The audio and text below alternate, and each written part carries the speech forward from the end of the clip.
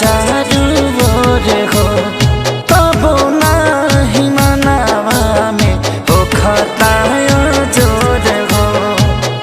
तकवनो गीत मन भावन न लागे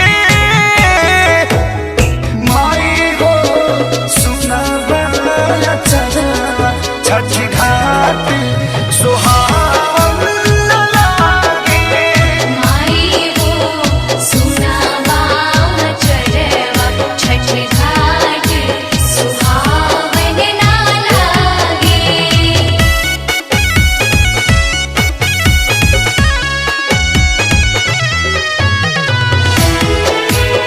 जय छठ मैया जय छठ मैया।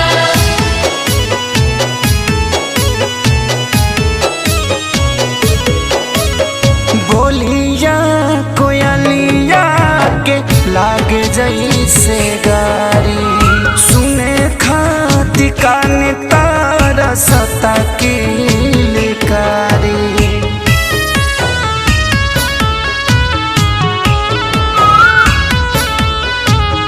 बोलिया कोयलिया के लागे जैसे गारी सुने खाती कान तारा सता की लिकारी।